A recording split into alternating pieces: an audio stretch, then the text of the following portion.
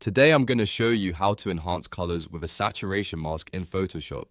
And the best part is that this method lets you target the muted areas of your image without overcooking the colors that are already strong. It's a really smart way to add punch, improve color balance, and make your photo feel more vibrant while still keeping it natural. If this tutorial helps you out, make sure to hit like and subscribe for more Photoshop tips and editing workflows.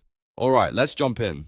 First, open your image in Photoshop. What we need to do is create a custom saturation map because Photoshop doesn't have a simple button that says select saturation. So instead, we're going to trick Photoshop into showing us a black and white map where the brightness tells us how saturated each area is. To do that, go to the Layers panel and click the new adjustment layer icon at the bottom. It looks like a half black, half white circle. From the menu.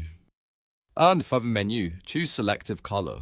This adjustment layer is going to help us build our map. Once the Properties panel opens, look at the drop-down menu at the top. It will usually start on reds, but we want to work through a few different tonal ranges. Change it to whites first, then take the black slider and drag it all the way down to -100%.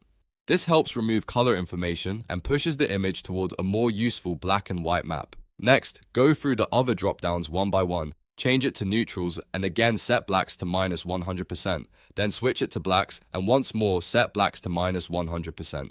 This may look a little strange while you're doing it, but that's exactly what we want. We're building a visual representation of where color is strong and where it is weak. At the bottom of the selective color properties, make sure the mode is set to absolute instead of relative. This makes the effect more direct and gives us a cleaner result for the mask we're about to create. Now look at your image. You should see a strange grayscale style map. In this map, bright white areas represent the most saturated parts of the image, while dark gray and black areas represent parts with less color. That's important because this map is now showing us exactly where the strongest color lives. The next step is to convert that map into a selection, but we want the opposite of the bright areas.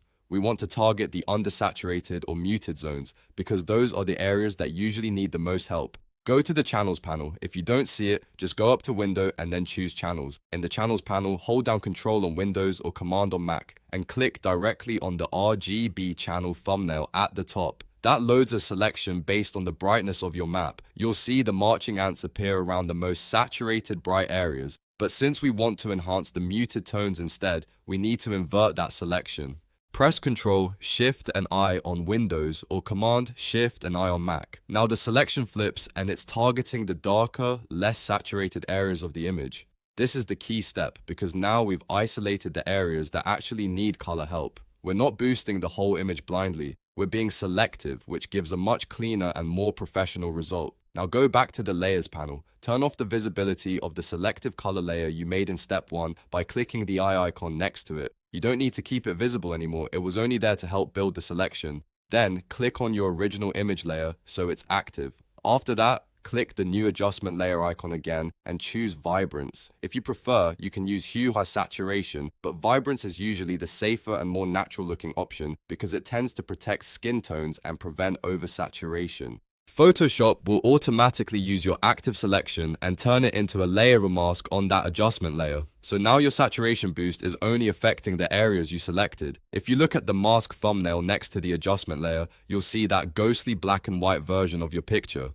That mask is what controls exactly where the color boost goes. Now double-click the Vibrance adjustment icon to open the properties. Slowly push the Vibrance slider to the right. If you're using saturation instead, you can raise that a little more carefully because saturation affects the whole color intensity more aggressively. The goal here is not to make the image look fake. The goal is to bring life back into the duller parts while preserving the areas that were already strong. As you adjust it, keep watching the image as a whole. If the effect feels too strong, dial it back a little. If it still looks flat, increase it slightly more.